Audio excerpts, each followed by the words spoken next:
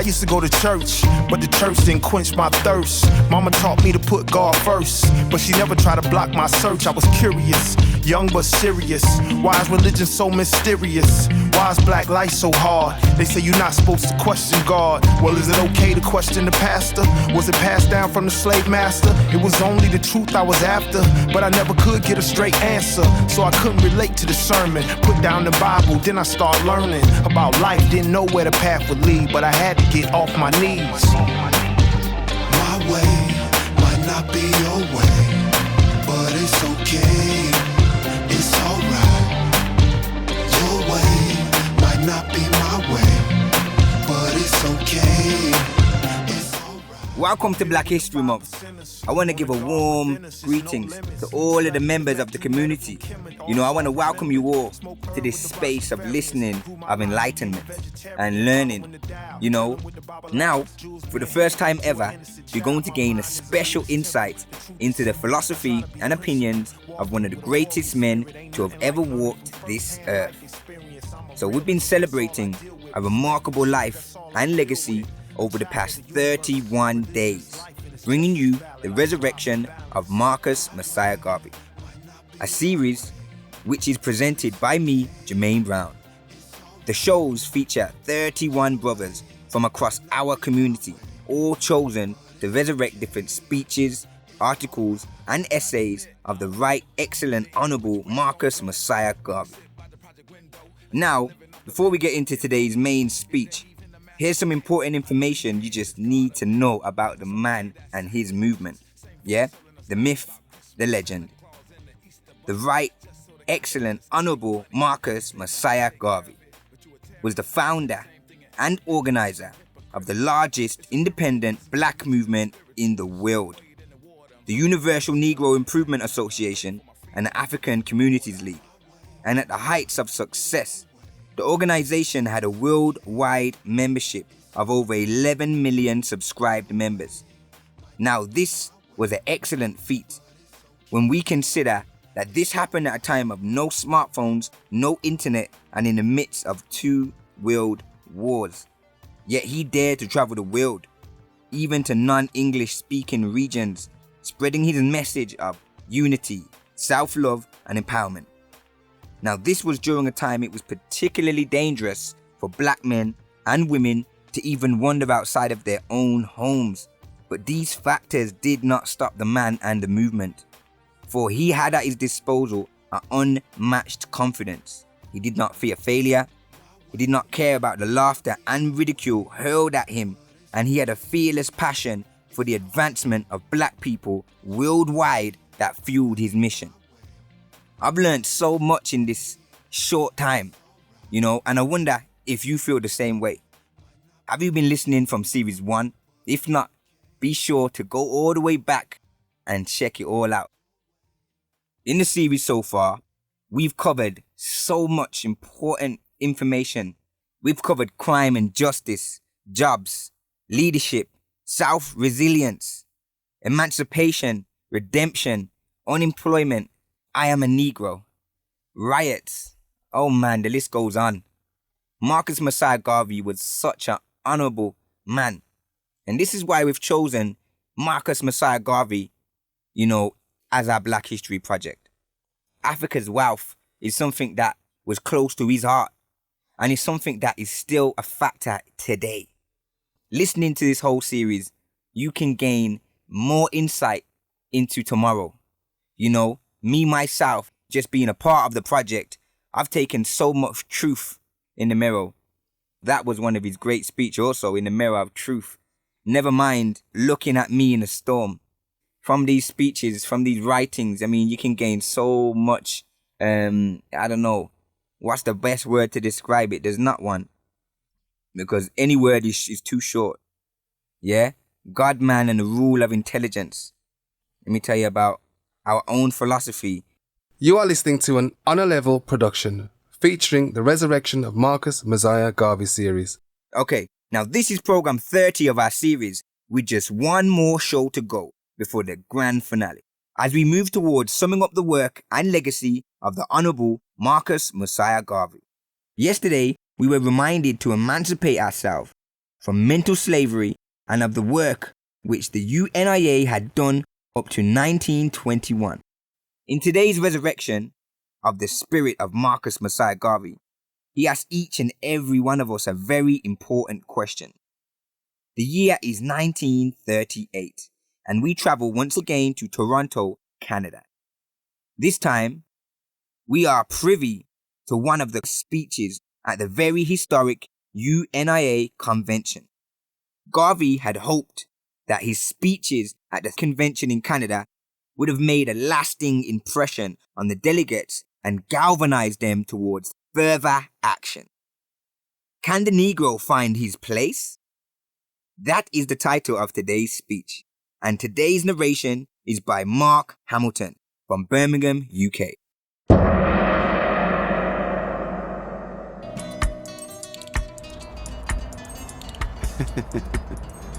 We're on with the forgotten rebels.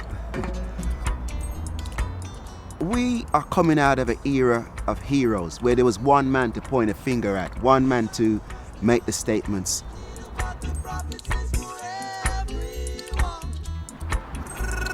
I'm feeling such a vibe standing outside of this house. He was in his 53rd year when he died. And there we are at number 53. We are the aftermath. We are the resurrection of what he is. Garvey's ghost, call it what you like. I mean, we're here to continue his legacy. Well, I intend with your help and God's grace to continue. There is no future for people who deny their path. My work has only just begun. You are listening to an Honor Level production featuring the Resurrection of Marcus Mosiah Garvey series.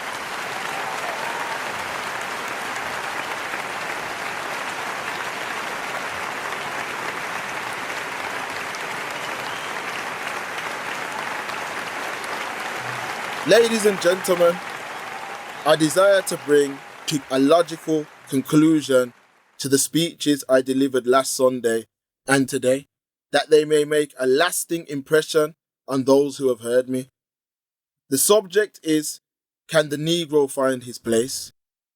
It is the duty of every man to find his place, to know his work, and I take it for granted that every man and every woman of the Negro race who knows himself or herself can, if they make their minds up, find their racial place.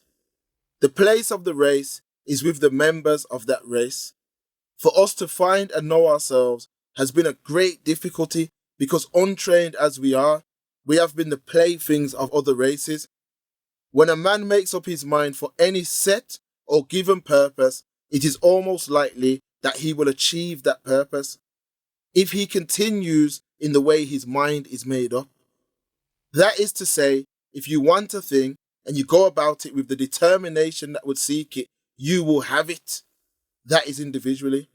If you do that collectively, you are bound in some way to see the realization of what you made up your mind on. I have told you in other addresses that other groups have made up their minds on the positive things they would have in the world. I have shown you how they have come in possession of these things. In the course of the addresses I have delivered, I have pointed out to you our monumental faults. And so, I want to talk to you on the Negro finding his place, that he may know what his duties are. The world over today will find us children of a force that has been brought upon us. Irresponsible because we never realize the potency of the things that have been taught us. We are children of an environment that we ourselves did not create. We have been educated in those environments. If you can understand your education outside of your own will, you may fully appreciate the point I am endeavoring to make in saying that we are children under the circumstances which we have lived. As I look at you and you look at me, we must admit that we are children of an influence that has been brought upon us and in which we have grown. As we sit and stand here today, we all reflect that influence. The influence brought on us is the influence of a superior group of men who have not only planned, but have in every way sought to maintain this influence for the power of their own control. When I talk to you on the subject, can the Negro find his place? I naturally mean, can you undo the work that has been consistently done for the course of our years? Whatsoever those years may be, can we free ourselves from what we have learnt under the influences of other groups? And then can we take on the thing that we must take on? If we are to find our place in the world, accept that you are able to do that. You will not benefit from the addresses I have delivered to you. You will benefit from this discourse today, because we cannot face the future as we have endeavored to do in the past. The past has been the admitted glory of the other man. That is to say, the past up to the time we came into this building today, by force of circumstances, by conditions we have fallen under the influence that I have talked about. And that influence has been used on us to such an extent till it has become almost a second nature of ours to just gradually do what the organized groups of other peoples have forced upon us. Our habits, our manners, our everything has been shaped just by what plan was fixed up for us to fall into in the respective places which we come from. The program of the UNIA is to bring to the race something that is positive, out of which would rise a new race with a new dream. And as we meet you in public meetings, it becomes our duty to seriously impress you of what we are about, so that we may arise as one people with one program. The civilization of our fathers to which we were born will make us understand that those civilizations were intended for us. They are civilizations that were projected, studied, and in every way lived for the purpose of the enthronement of the creators of those civilizations. If you can imagine your wrongs in America, which are not righted, if you can imagine your wrongs in the British Empire that are not righted, you will better be able to understand that your duty and your relationship to those civilizations must be an internal fight, because you will never get your wrongs righted, because those civilizations were not projected or advanced in your interest. These are the things that are pertinent and call for the most serious thoughts of your most serious minds. It is the duty, not of yourself, but of some of the members of your race, to so concern themselves, not only with the destiny of themselves, but the destiny of their races. But as far as we are concerned, the destiny of our race to be able not only to investigate, but to find out every detail in the relationship of this race to other races. And it may be taken for granted that men have sought to investigate, and it is because they know why they present to you a program. As the sun shines, as creation repeats herself, so is the destiny of races a thing that you must realize to be ever present with you. And the race that does not fulfill its ordained purpose in this life shall pass away like other races that have been here, to ultimately give an account of their stewardship. I have to appeal to your Christian religion for you to fully understand me. When God made man, God gave him power. And as he made him and gave him that authority, he said, I shall judge you when the time comes. The day of God's judgment is not here yet, because when God speaks, his days to us are like thousands of years. During these thousands of years in which God's judgment must come, thousands of races have passed away since God made man. How some of them have passed away, I may endeavor to remind you, because the passing of some of them was like the passing of yesterday.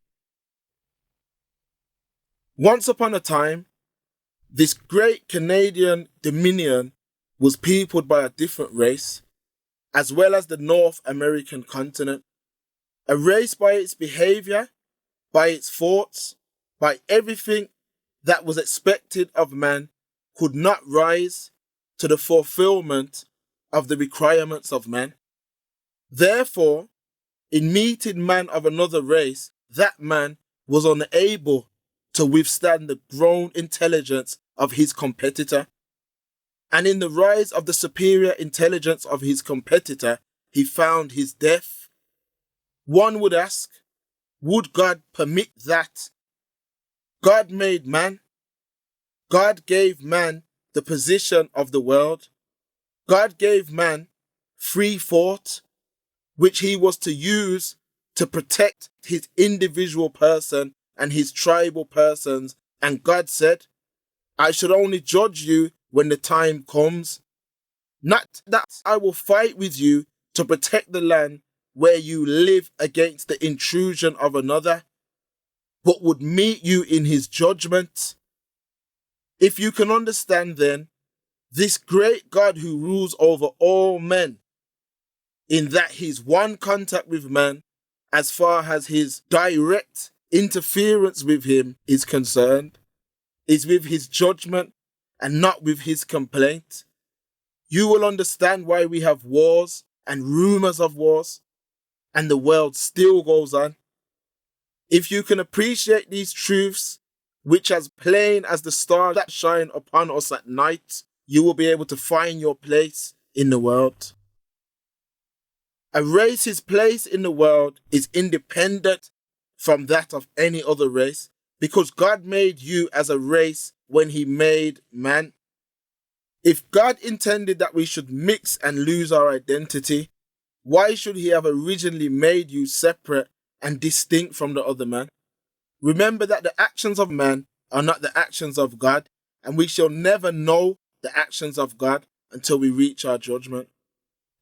So that between times when you have to deal with your fellow men, you must realize that your first duty is to the man who looks like you and whose circumstances in all are like yours. If you can appreciate that, you can well understand my speech to you. It is to entirely and completely separate you from the education that you and I have received that tend to make us serfs of the man who educated us. I could not be so mad to ask you to be separated from the white man in the relationship. That man must practice for his daily bread. Whatever our work may be, whatever our calling may be, that the education that you must have as a group is separate and distinct from the education the other fellow has as a group.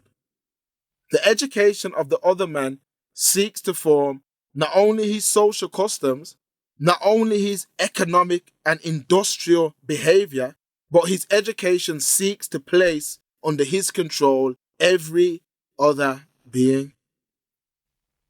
By your destiny being controlled, you have had the white man's chance, then we may be satisfied in our individual positions.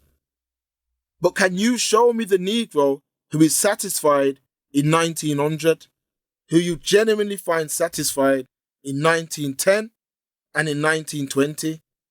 My friends, these are things I want to bring to you. There are Negroes in Toronto not identified with this group today, who are perfectly satisfied because the peculiarity of accident or by the peculiarity of that education, that particular person may have a job with which he is completely satisfied. And he settles in his mind that the question is perfectly all right and there is no need for any man to tell us. But if there is such a Negro in Toronto today, may we contemplate his position 10 years hence. It is not the individual position of happiness that is satisfactory to each group. If it were men like the President of the United States, who had money long before he was President of the United States, would sit in his own state and enjoy himself. Civilization is not a joke. Although most of us make jokes of it, civilization is a reality, a positive reality. Civilization is something that is tending in a certain direction, and we are living now in the midst of the white man's civilization. And I'm saying to you that you are just children in that civilization. A civilization has its peculiarities. A civilization has its ideals. What may be idealistic in Western civilization is not the ideal of an Asiatic civilization. If you can understand the suggestion that East and West may not unite in sentiment, and if you can understand the fact behind that sentiment, you may be able to realize the fact I am trying to prove in your minds today. Our civilization treats us in the way that the master most of the time treats his servant. When it makes wars, which you never make, they call you in with their civilization to fight it. The worst thing that any man could do is to be called into an involuntary death, which he has not accepted, but which is likely to happen to him without it being a natural, voluntary fact.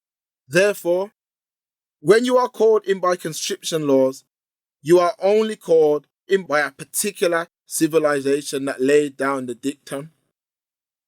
What we are asking about is actually something that will mean the complete change of ourselves. Ourselves is not our feet, our faces, our hands, and therefore I do not mean change of the body, because that you cannot change, because you were made that way, and I would be a madman to waste all this time of 23 years trying to show you that you can change your body. Your body is not your manhood. Your body is a vessel.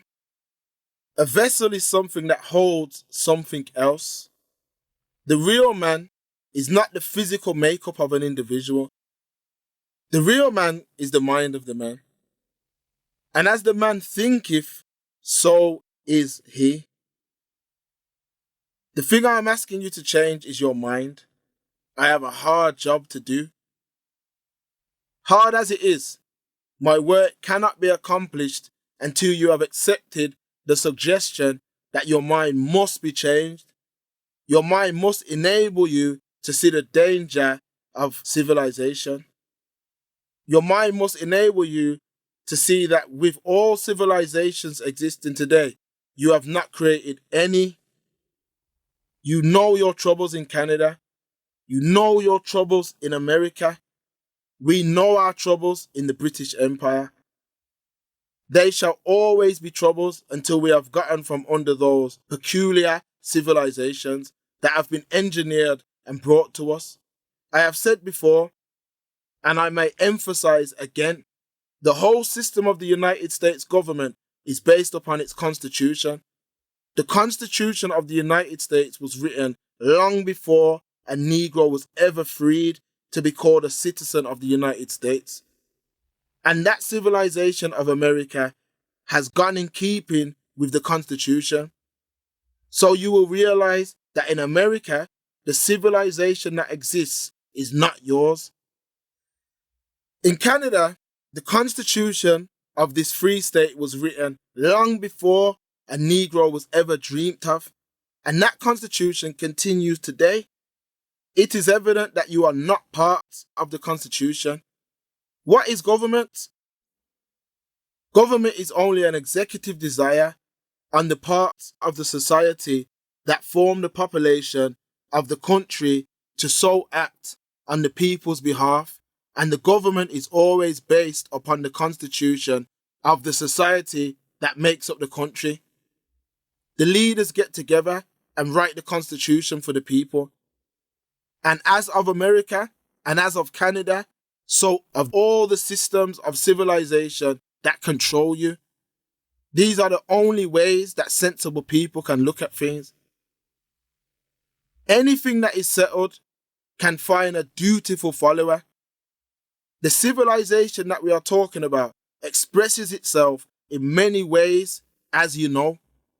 It realizes that certain things must be done for the society of people who make up the country.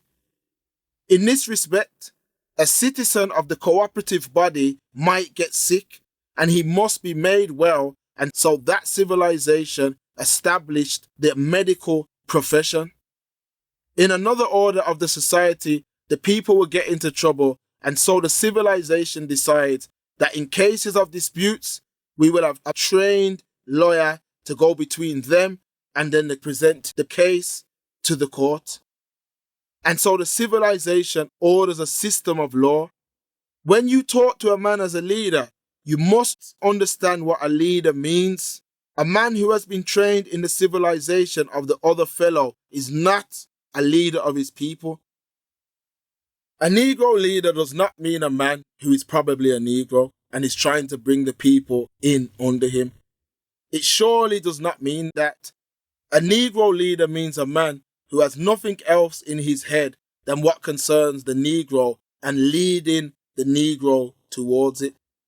If a Negro is to find his place in the world, he must first understand the relationship of those who are teaching. Otherwise, he will still be under the influence of the civilization that I am talking about.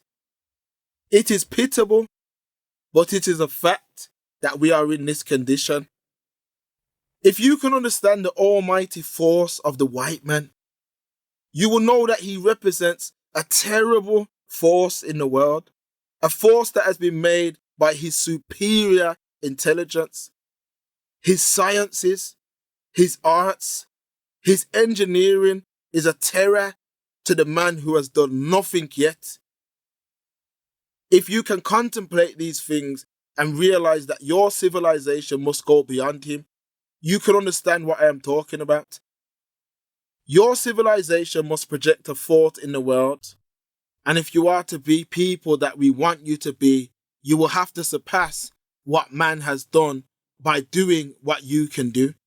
What the Negro has contemplated under the program of the UNIA is to project a civilization that will surpass the program of other men. If you appreciate that, you will understand the thought that you will have to project in this world. You will not have to change your skin, but your mind. The mind of man is a wonderful machine because it is part of God. I am not a preacher, but a godly man. I am privileged like any other godly man to talk the truth. And I say it is not your skin, but it is the thought of man, which some people call the spirit or the soul. I have brought in God, and I have brought in your link and connection with God to show you that you are no less than anybody else, and there is nothing that God cannot do. And I mean by that sense that you are part of God. There is nothing that you cannot do. Your behavior is only due to the fact that you have reacted to the outside influence as you are born into it without placing it under original thought. That is the difference between man and the other animals. One has thought, which is God's thought, and the others have no such thought, and that is why man is called to rule. Every child is born with God's original thought, and when he places us down here, and we do not allow man to know that we are down here with nothing else but a worm, my friends, if you think no more than that, surely you shall be no more than that. As the man thinketh, so is he. And the white man thinks in the terms of nationhood and empire, and so is he. And the Negro thinks in terms of the kitchen and lifting boxes, and so is he. You will therefore understand today that your place in the world is a fixed place that is left to you. You can go about filling it if you wish, and your life shall be different. Or you can go about as you have been staying, and your life will gradually have become worse until it suits the other man who has forced the civilization upon you. My speech today is punctuated with thoughts which is not idle thought. It is serious thought. I speak as a leader who has studied, who has investigated the needs of the people who look like you, with whom I am identified now and forever. If I must be learned, and I have first to accept the learning that is brought to me by others, when I have learned and know enough to teach others, it is time that I turn around and teach myself so that I might successfully teach others whose destiny may be linked with mine. I have done so. I am glad to say that I am not a successful student of the white man, because whatever I have learned, like you, under his civilization, has been placed under my own. I have rejected everything that a mind that is original can discover that is intended to make that mind a serf or a slave. And that is the state of mind I am to get you in if we are to unitedly get a place in this world. What is in my mind is purely Negro. And if I can get you to be in that state of mind, how happy would I feel? And so you delegates to the convention, I am asking you to take that state of mind. I want you to actually separate yourselves in every way from the tremendous influence of the other man's civilization and think directly in the terms of your own civilization as set for you by the aims and objects of this association. You have an association right here in this city. This division holds meetings right here in this building every Sunday. Let me say in closing that this association is not one man's or two men's or three men's, and your likes and your dislikes form no part of this association. If you are so narrow and so silly as to be risking your future because you dislike a man, what fools you are. You join the association, you do not join the man. If you cannot understand that is what you join and not a man, then you are a big fool.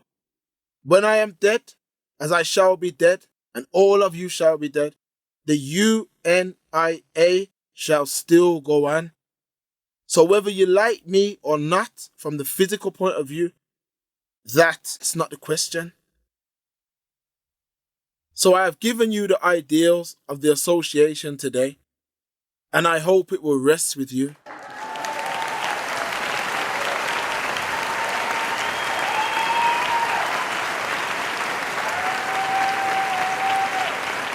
You've just listened to an On a Level production. Mosiah Garvey, Garvey, Mosiah Garvey, the great one. Mosiah Garvey, we love him. Mosiah Garvey.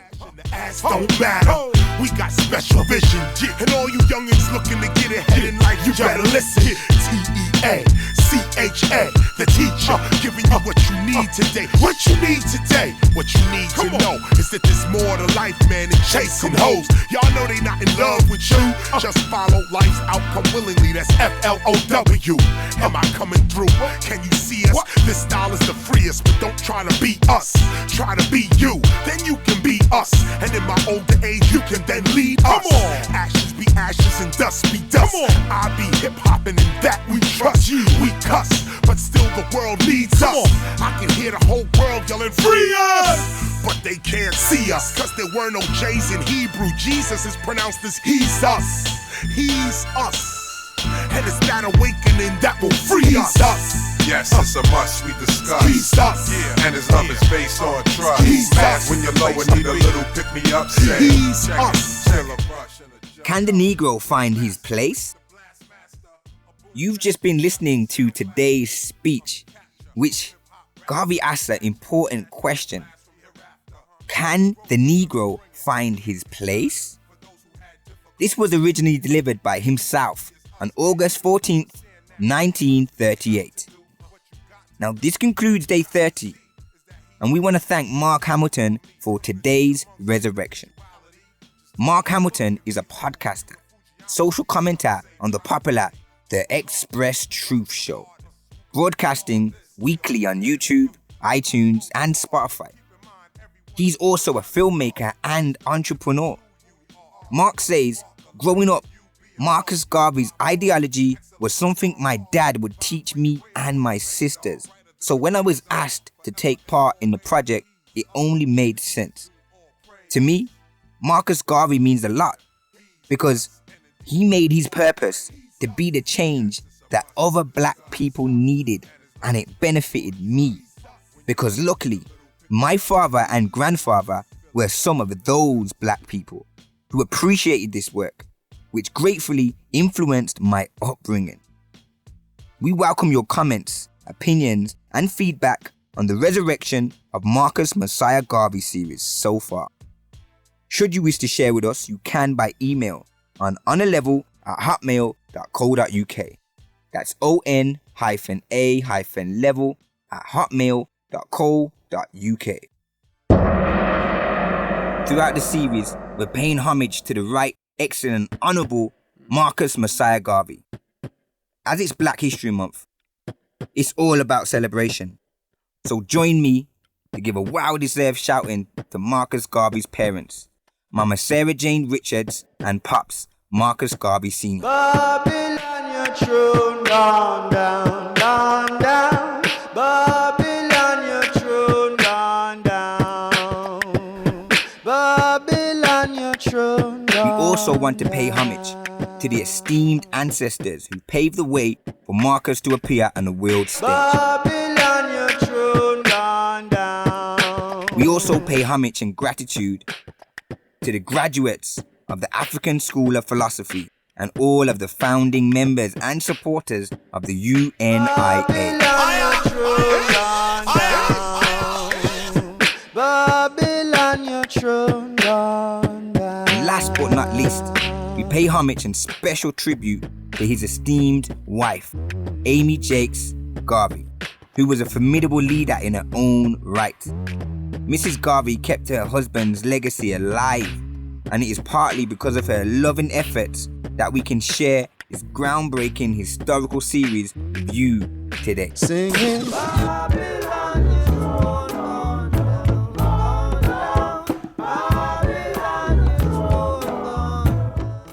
Tune in tomorrow at the same time, as there's not much days to go, for the Marcus Mosiah Garvey Resurrection Project, presented by me, Jermaine Brown. Now I'm going to leave you with the famous anthem that Marcus Garvey and the UNIA members had wanted to be adopted as the black anthem across the globe. Let's take a moment to listen and feel free to wave your red, black, and green flag, if you got one.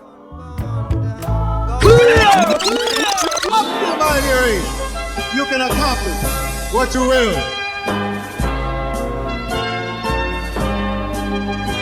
Ethiopia, thou land of our fathers, thou land where the gods love to be. A storm cloud at night suddenly gathers, all armies come rushing to thee. We must in the fight be victorious, when swords are thrust outward to gleam. For us will the victory be glorious, when led by the red, black, and green. Advance, advance to victory, let Africa be free. Advance to meet the foe, advance to meet the foe, with the might of the red, the black, and the green, with the might of the red, the black, and the green.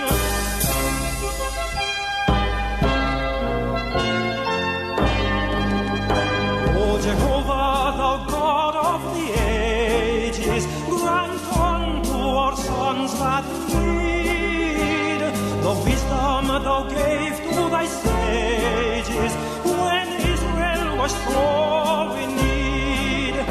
Thy voice to the dim past has spoken, Ethiopia shall stretch forth her hand.